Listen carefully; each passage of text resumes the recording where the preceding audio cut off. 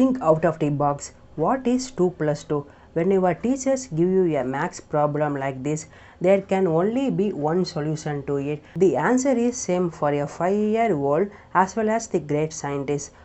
On the other hand, if the teacher asks you a different question, when you grow up, what do you want to be? This is called an open-ended question because there can be hundreds, thousands, even millions of answers to this simple question. Similarly, when there is a problem on hand, you may treat it as open-ended question or close your mind to it. This will determine how many different solutions you get for that. Is it really important? Yes, it is important to know all possible choices you have on hand before you make a decision.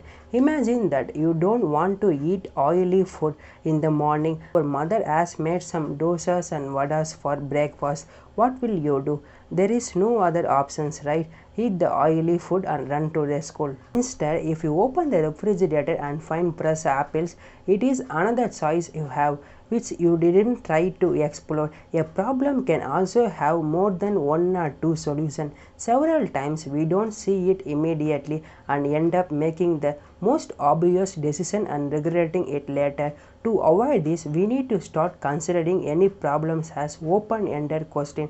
Think out of the box and arrive at solutions which you normally don't think of. Considering this case, your cousin is coming home for the weekend, but you are down with flu. What can you do? The obvious choices are get the flu, play with him and have fun. Second will be say sorry and remain in bed. Imagine something beyond these two choices and explore what else is possible in such a situation.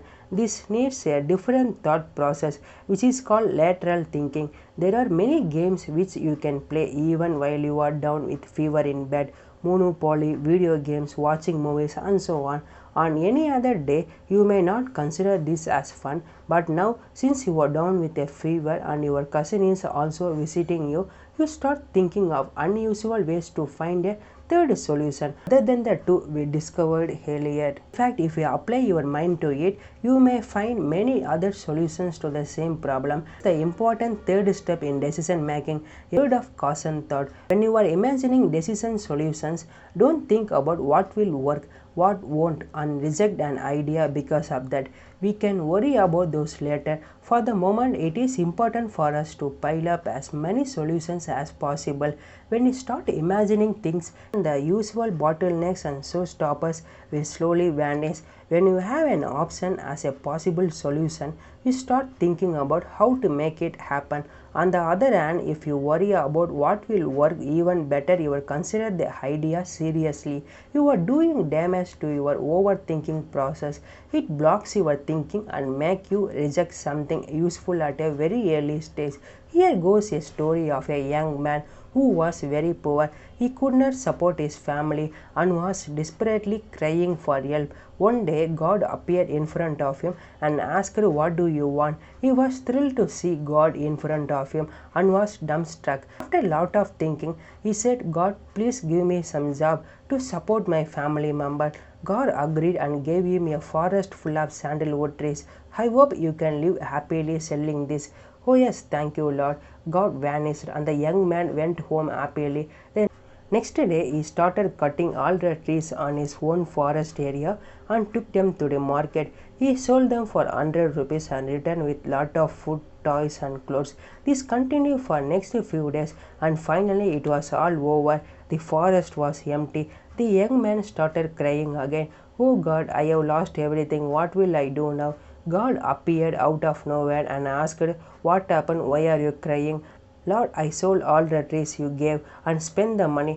Now I am poor again." God was shocked. "Those trees were enough to last a few generations. How can you clean them up in just 3 months? Even if you do, you should be very rich by now." He said, "No, God, I sold them to mercenaries for burning wood as a fuel and they paid me a very little." God smiled and said, "Oh no, this tree is very valuable and you should have sold them to people who make article out of them.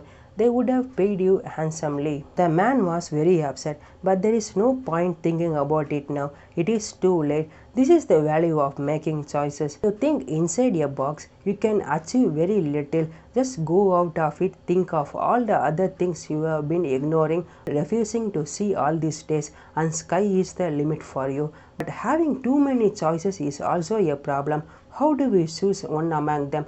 Don't worry, there are many solutions for this too. Okay guys, thanks for watching.